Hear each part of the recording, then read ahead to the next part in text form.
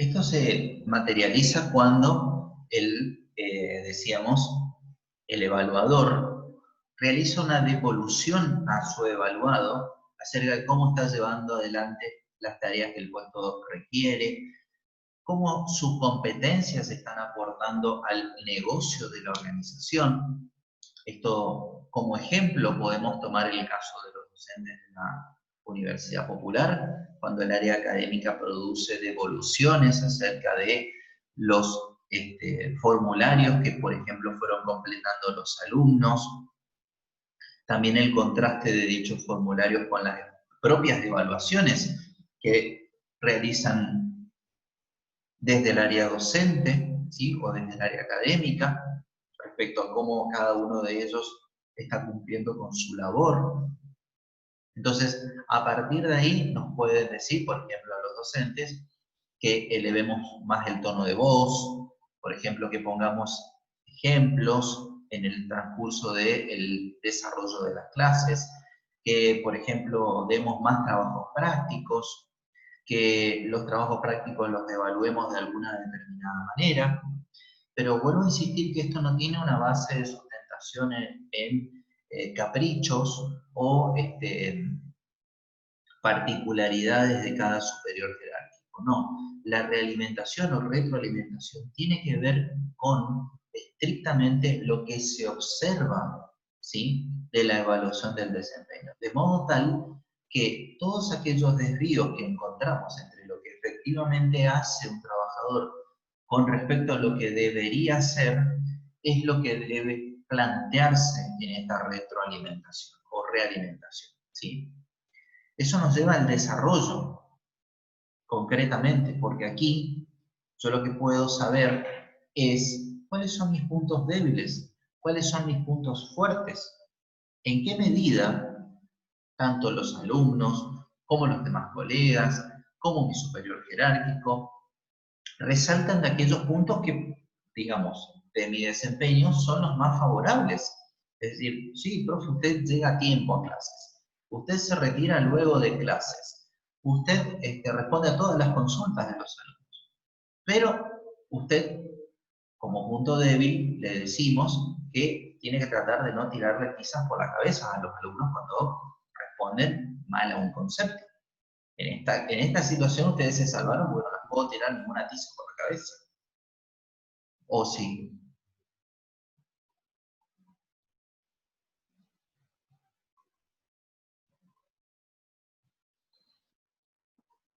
No. Se salvaron, la verdad.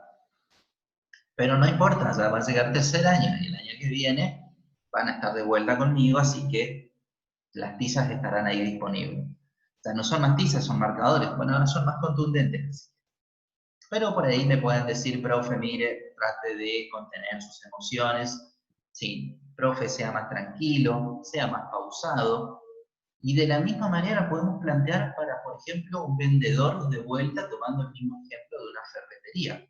Mira, cuando viene un cliente y plantea que tiene una duda, una inquietud, que no conoce bien el nombre del artículo que tiene que comprar, lo conoce, lo vio, lo describe, pero no sabe cómo se llama, por ejemplo, bueno, trata de fijarte de qué manera puedes asociar con otros elementos con los cuales pueda tener relación ese objeto que busca. Por ejemplo, supongamos que no sepa el nombre de un tornillo, cómo se llama el tornillo, ¿sí? Y puede venir a la ferretería y decir, mira, yo necesito ese cosito metálico que sirve para ajustar cosas. ¿Sí? Que uno con un destornillador lo va ajustando o lo va desajustando. ¿Está? Bueno, a partir de asociaciones de ideas, a partir de asociaciones de conceptos, a partir de asociaciones de objetos, yo puedo ir ayudando al cliente a que él mismo pueda determinar cuál es el objeto que está buscando o que está necesitando. ¿Sí? De esa manera yo contribuyo al desarrollo del recurso humano. ¿Está? Las relaciones, porque permite a cada trabajador, ¿sí?, a cada evaluado, mejorar las relaciones con las personas que lo rodean. Y esto es fundamental, porque así como entre los docentes también tenemos relaciones respecto a preguntas, inquietudes que cada uno tiene, planteos que se suscitaron a partir de un caso particular, problemas que pudieron haber surgido con algún alumno, etcétera, etcétera. Eso permite que cada uno también vaya tomando lo mejor del otro, lo mejor de su colega, lo mejor de su par, ¿sí? Para poder ir incorporándolo. Muchas veces la experiencia de otros actores de la organización que están en el mismo nivel, por ejemplo, de jerarquía que nosotros, la formación académica que pueda poseer esa persona, o bien la posibilidad de haber trabajado en otras industrias o empresas de similares características, lo llevan también a que la evaluación del desempeño le permita que pueda mejorar la relación no solamente con su superior jerárquico, que es el que puede producirle la devolución, sino también con sus colegas o pares, porque con ellos comparte los criterios de evaluación. Haciendo referencia a lo que la compañera hoy Cristal preguntaba, diciendo, profe, pero ¿y cómo en una misma área podemos tener la misma evaluación de desempeño? Si yo soy vendedor de esta empresa de ferretería, mi compañero que es vendedor va a tener el mismo medio instrumento de evaluación, ¿sí? Por lo tanto, el hecho de que él pueda aportarme a mí para que yo pueda mejorar mi desempeño, por ejemplo, pueda lograr mayor nivel de conocimiento, pueda incorporar aspectos que hacen al desarrollo del negocio, ¿sí? Va a mejorar mi vínculo con él, y no solamente con él, con los restantes actores de la organización, ¿sí? Entonces, me voy nutriendo también, no solo del aporte que me hace mi superior, que es el que me está evaluando, sino también de quienes forman parte de la misma jerarquía en la cual me encuentro dentro de la organización, ¿sí? La percepción también, porque proporciona medios, dice, al colaborador, al evaluado, para saber lo que las personas piensan de él. Es decir, todo esto que están intentando conocer sobre mí, ¿por qué lo quieren saber? ¿Qué van a sacar en limpio? ¿Qué tipo de informes pueden producir a partir de ello? ¿Qué tipo de decisiones pueden tomar a partir de ello? Entonces, en la medida que yo conozca todos los elementos que se evalúan, el por qué se evalúan, cuál es el sentido de esa evaluación, va a mejorar notablemente mi percepción. Si alguien se me para al lado y me empieza a mirar y me dice, mira que te estoy evaluando, yo no voy a saber por qué lo está haciendo, ni cuál es el sentido de esa evaluación, ni qué tipo de información esta persona está requiriendo. Consecuentemente, no sé también en qué medida esa evaluación de desempeño va a aportar a lo que ya decíamos anteriormente, ¿sí? Es decir, va a aportar a lo que es la misión, la visión de la organización y demás. Porque también contribuye al potencial de desarrollo, es decir, ¿de qué manera están trabajando hoy mis trabajadores, valga la redundancia, y en qué medida estamos encontrando diferencias entre lo que ellos hacen y lo que podrían hacer? Entonces, la evaluación del desempeño también me permite a mí conocer esos factores diferenciales sobre los cuales existen determinadas competencias en el recurso humano y no están siendo utilizadas por la organización, ¿sí? De modo tal de que al conocerlas, yo como evaluador puedo determinar qué nuevas actividades, qué nuevos desafíos, qué nuevas experiencias puede transitar este recurso humano, ¿sí? Porque estoy encontrando y estoy viendo que hay determinadas habilidades que posee, determinadas capacidades que tiene y que dentro de la organización no están siendo aprovechadas. Cuando esto no sucede, muchas veces se conoce con el nombre de desperdicio, ¿sí? Así como ustedes ven en un proceso productivo que, por ejemplo, se construyó mal una pieza, ¿sí? Y que cuando esa pieza llega a otra otra parte del proceso productivo, nos damos cuenta de que nos sirve y la tenemos que desechar, ¿sí? Consecuentemente tenemos que tirarla a la basura, consecuentemente estamos también desperdiciando materia prima, insumos, ¿sí? En el mismo sentido también nos pasa con el recurso humano. Supongamos que yo estaba cocinando la masa de las prepisas en la empresa de gastronomía y que en un momento me distraje y se quemaron, ¿sí? Y las 10 prepisas que estaba cocinando, las 10 las tuve que tirar a la basura. ¿Qué tiré a la basura completamente? Tiré, por un lado, tiempo del recurso humano, por el otro lado, y que es lo más oneroso, materia prima, ¿sí? Esa materia prima está compuesta por agua, sal, harina, levadura y cualquier otro ingrediente que haya tenido la masa, y también, por supuesto, el gas o la energía eléctrica que haya sido necesaria para que, o la leña, cualquiera sea, para producir esas 10 unidades de prepisa, por ejemplo, ¿sí? En este sentido también el recurso humano tiene potencial de desarrollo que muchas veces no es utilizado en la organización. Y esto se sintetiza en el siguiente ejemplo también. Cuando ponemos a alguien, ¿sí?, muy preparado e instruido para, por ejemplo, cargar, sin desmerecer a la tarea, por supuesto, cargar comprobantes en un Excel, ¿sí? Y que todos los comprobantes queden allí registrados.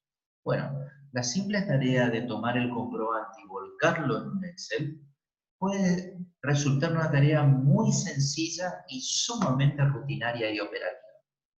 Para lo cual, el recurso humano que lleva adelante esa tarea está sobrecalificado, es decir, tiene capacidad para ser creativo, tiene capacidad para ser innovador, tiene capacidad para elaborar informes en Excel a partir de lo que está, por ejemplo, cargando, tiene capacidades para trabajar en equipo, tiene capacidades para desarrollar proyectos, tiene capacidades para llevar adelante la gestión de algún tipo de equipo estratégico dentro de la organización, etcétera, etcétera, etcétera.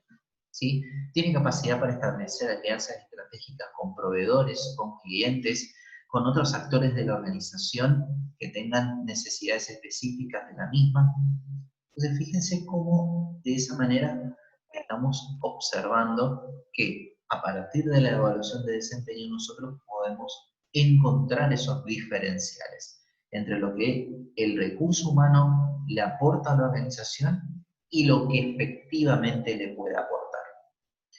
Esto no solamente por las capacidades que ya trae el recurso humano cuando ingresa a la organización, sino también por aquel que está dentro de la organización y que se va perfeccionando y entrenando de modo permanente. Entonces, mucho Profe, cuidado. Sí. entonces, por ejemplo, yo tengo un caso de una amiga que le rechazaron en varios trabajos. Ella se recibió el año pasado de ingeniera y bueno, y hizo muchas diplomados y un montón de cosas, y le rechazaron porque le dijeron en todos los trabajos que estaba sobrecalificada para el puesto. Entonces ella no entendía cómo es que le rechazan porque, a ver, te dicen que te tenés que capacitar y capacitar y capacitar, que cuanto más capacitaciones tengas mejor, y después yo no entendía por qué le rechazaban, porque le decían que estaba muy sobrecalificada. Entonces, ¿qué tenemos que hacer? O sea, y aparte para calificar a un puesto más alto le pedían mucha experiencia. Entonces, ¿por qué la empresa no puede contratar a alguien que esté más calificado y de última usa esos conocimientos que tiene para otros aspectos? Así como usted dijo, vio que no se desperdicie ese conocimiento y que le puedan sacar provecho, digamos.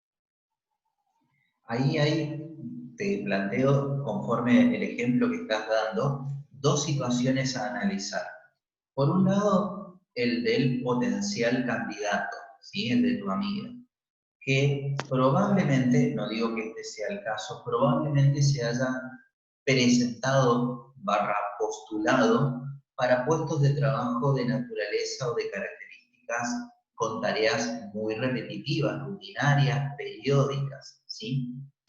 Esto suele pasar en casos muy puntuales, y lo voy a decir concretamente, de personas jóvenes como ustedes, en los cuales tienen una alta capacidad desde el punto de vista intelectual, por haber desarrollado determinado estudio, por haber a muy temprana edad obtenido títulos de calificación, por ejemplo, académica muy altos, o con niveles de promedio muy altos. Y por el otro lado, tenemos el problema de la organización. Entonces, en el caso concretamente del postulante, ¿sí? Puede estar cometiendo el error de que se presenta para puestos de trabajo de naturaleza muy operativa, muy rutinaria, muy repetitiva. Por lo tanto, haciendo mención a que yo, por ejemplo, terminé un posgrado, ¿sí? A los 25 años, por decirte algo, y prácticamente no tuve experiencia laboral porque me dediqué estrictamente a estudiar, ¿sí? Que terminé una carrera terciaria, luego hice una de grado y luego hice un posgrado y a los 25 años tengo todo eso. Me encuentro con que yo salgo a buscar tareas y por un lado no tengo la experiencia suficiente para cubrir los puestos de trabajo que hay en el mercado. ¿Por qué? Porque los puestos de trabajo que hay en el mercado me demandan no solo conocimiento y una sólida formación académica, sino también algún grado de expertise. ¿Sí? Entonces, tenemos ese problema del lado del postulante. Por el lado de la organización, nos encontramos con que la misma, por supuesto, atendiendo a que recibe un postulante con una elevada calificación académica y las tareas que requieren tienen estas características que señalaba recién, por supuesto que los van a rechazar. ¿Sí? En algún caso pueden, por supuesto, tomarlo al trabajador, pero en gran medida van a tender a rechazarlos. ¿Está? ¿Y por qué digo que los van a tender a rechazar? Hasta parece contradictorio que yo diga esto, pero esto se ciñe a que la organización entiende claramente que cuando contrata un personal sobrecalificado para un puesto de trabajo y en la misma organización para ese puesto tiene que realizar todo este tipo de tareas que yo te decía, ¿sí? Rutinaria, operativa, periódica, etc., el recurso humano de la organización se va a cansar rápidamente de la organización y también va a, al mismo tiempo, buscar un trabajo más desafiante para poder ocuparlo. Claro, o puedes pedir un salario más alto también. Puede ser que pida un salario más alto o también que sus expectativas de crecimiento de la organización sean muy altas. Entonces, pongamos que esta persona nos dice, mira, yo quiero llegar a ser el presidente de esta empresa, pero la empresa es una pyme con 10 empleados, ¿sí? Y el dueño, ¿está? En la cual no va a poder llegar a un nivel de jerarquía muy alto y elevado, ¿sí? Por ende, por ejemplo, el dueño de la compañía o quien maneja el recurso humano de la organización puede decir, pero esta persona, ¿cuáles son sus expectativas? Si tiene como expectativa llegar a ser presidente de la empresa, nunca lo va a lograr, ¿sí? Porque para que eso suceda, el dueño de la empresa tiene que morirse, por un lado, o por otro lado, cuando decida retirarse de la gestión del negocio, tiene que elegir a esta persona en particular para que continúe el negocio. Y esta persona, el dueño de la empresa, ya tiene 3 hijos, los cuales también forman parte de la organización, y por supuesto que cada uno de ellos quiere seguir creciendo para llegar al puesto de presidente de la empresa. Es decir, hay una serie de factores que atentan contra la posibilidad de que, en este caso, por ejemplo, tu amiga pueda ingresar a la organización. ¿Sí? Entonces, de ese lado nos encontramos con dificultades por el lado del recurso humano y también dificultades del lado de la organización para encontrarse y conectarse. No sé si me explico. Y cuando pasa eso, entonces uno tiene que calificar o postularse a un puesto más elevado. Quizás ahí puedes que te acepten, Sí, por supuesto. aunque no tengas Ahora, tanta experiencia. Ahora, vuelvo a lo que señalábamos hoy, perdón, a lo que señalábamos en el primer cuatrimestre cuando hablábamos de la selección, ¿sí? Y que muy rápidamente pasamos el punto referido a las entrevistas, por ejemplo. Entonces, En aquel momento nosotros decíamos que cuando nosotros estamos en un proceso de una entrevista, por ejemplo, en este caso personal, que puede ser a través de, ¿cómo es?, de la presencialidad, es decir, físicamente, o bien a partir de la virtualidad, como en la gran medida de los casos se está llevando hoy en día, adelante, nosotros tenemos que destacar aquellos conocimientos que tenemos y que poseemos que pueden aportar al puesto de trabajo. Muchas veces el recurso humano se centra tanto en lo que él es que se olvida de analizar qué puede darle a la organización.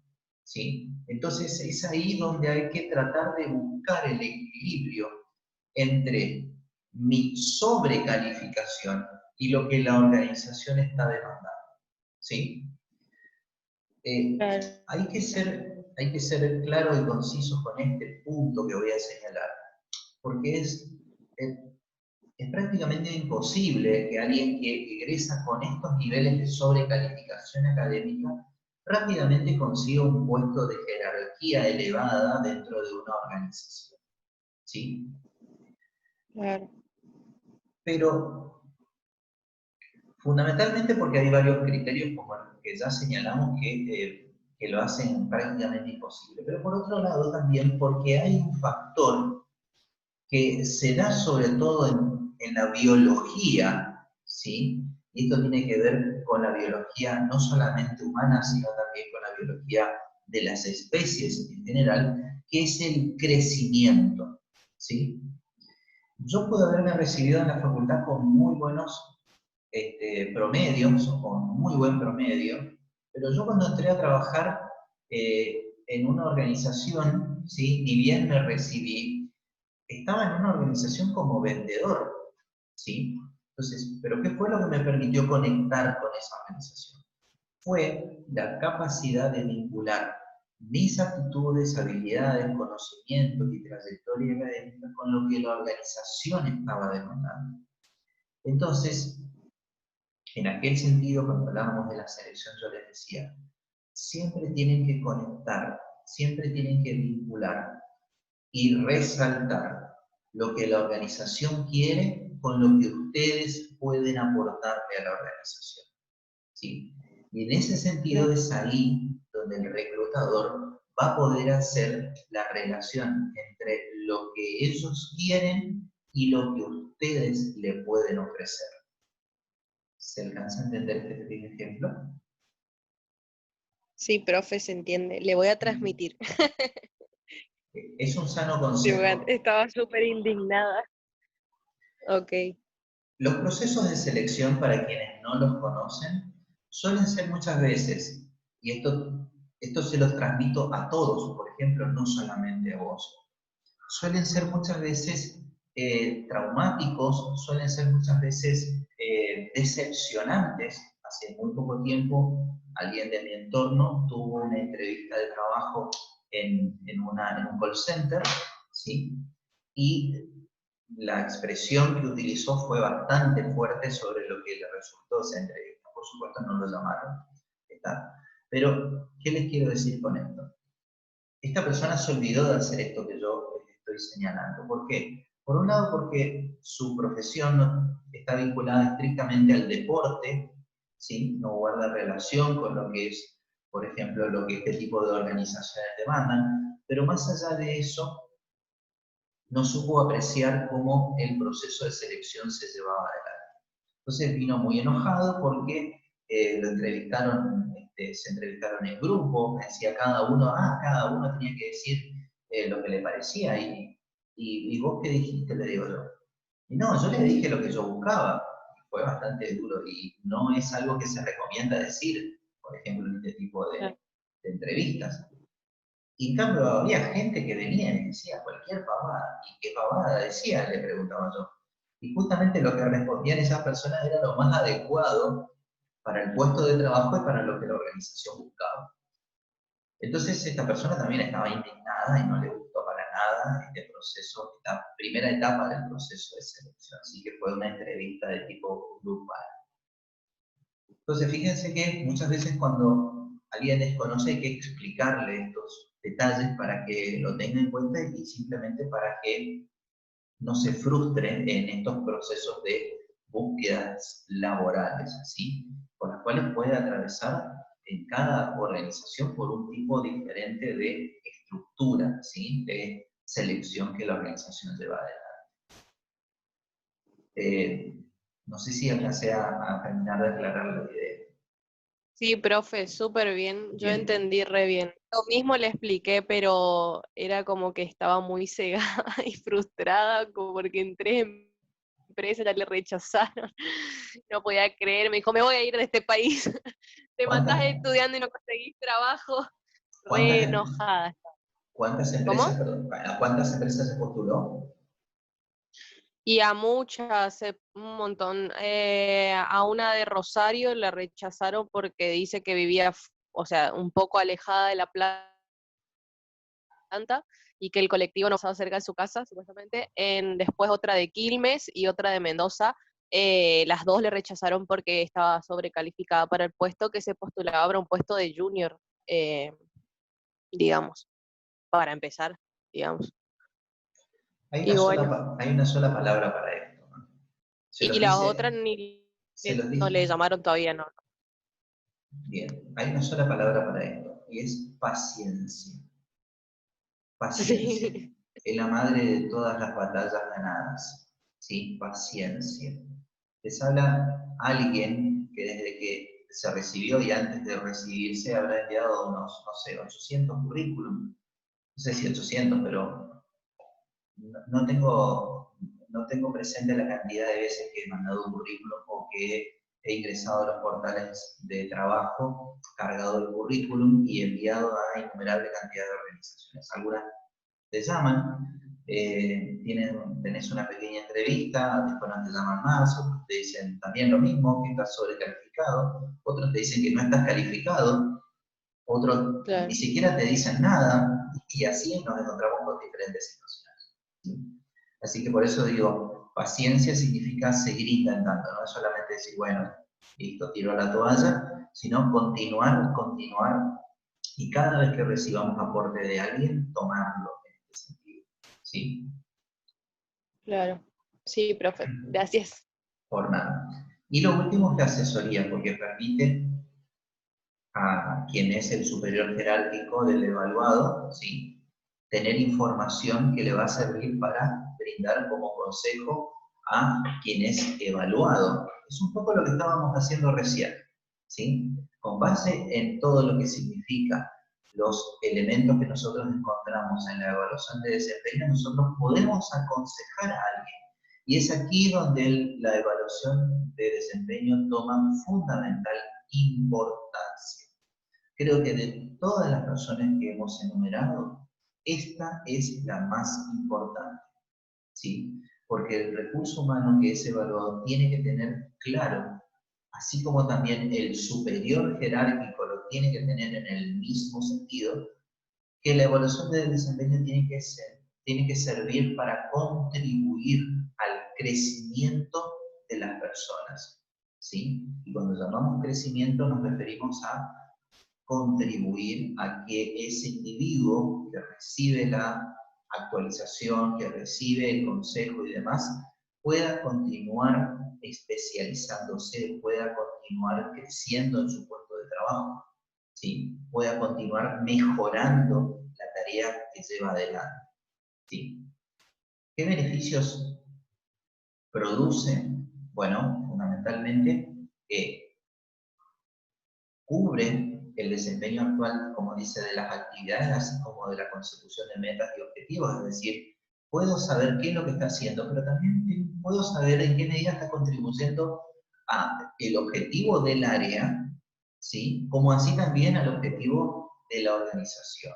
Las metas que la organización se plantea, la misión, la visión de la organización. ¿En qué medida yo como docente de administración de recursos humanos estoy contribuyendo a la misión de la institución Universidad Popular? La evaluación se debe concentrar en un análisis objetivo del desempeño. Por eso hablábamos hoy de que las mediciones tienen que ser claras, tienen que ser contundentes, no tienen que dar lugar a terceras interpretaciones. ¿Sí? Por eso dice, y no en una evaluación subjetiva de hábitos personales, ¿sí? O de creencias superfluas de algún superior jerárquico. La evaluación tiene que producir beneficios, tanto para la organización como para el colaborador. Es algo que lo hemos repetido hasta el cansancio, pero bien vale volver a repetirlo, ¿sí? Y tiene que servir para contribuir, en relación a lo que señalábamos anteriormente, a la mejora en la productividad del trabajador, a hacer mejor su tarea, a hacerla más eficiente, más rápida, más precisa. Y por supuesto, el trabajador, a partir también de la experiencia que va adquiriendo, retroalimentar a su superior jerárquico acerca de cómo puede mejorar aún más lo que hace, ¿sí? Porque si a mí me piden que yo venda más en mi puesto de trabajo de vendedor, yo también les puedo decir de qué manera puedo vender más. ¿Está? Y de esa manera no solo el evaluado se alimenta, sino también el evaluador. ¿Está? ¿Hay alguna duda hasta acá? ¿Hay alguna consulta? No, profe, por mi parte, todo claro. Bien. Nos encontramos entonces el próximo lunes para continuar trabajando sobre este tema. Vamos a ir entrando en otros componentes del concepto, vamos a ir viendo algunas ya herramientas, ¿sí?, que hacen a la misma, y vamos a empezar a describir cada herramienta de evaluación de desempeño.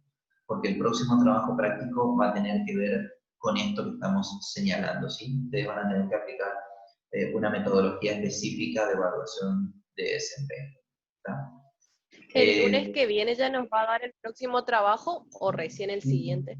recién el siguiente va a ser, no va a ser el próximo lunes. Todavía nos va a quedar 2 Ah, clases ok. más para trabajar este concepto. Ah, ok. Bueno, profe. ¿Bien? El Muchas próximo gracias. lunes no es feriado por las dudas. Tenés No razón, sé. Ivana. Tenés razón. Toda la razón del mundo tenés. Gracias por recordármelo. Entonces nos encontraríamos no el lunes 17, sino el lunes 24 de agosto. Ah, ok. Bueno, Buen resto de listo, profe. semana para todas, chicas. Muchísimas gracias por su tiempo. Y cualquier consulta que vayan teniendo con la lectura, por favor les pido, vayan leyendo los conceptos, vayan leyendo la bibliografía, con más estoy a disposición.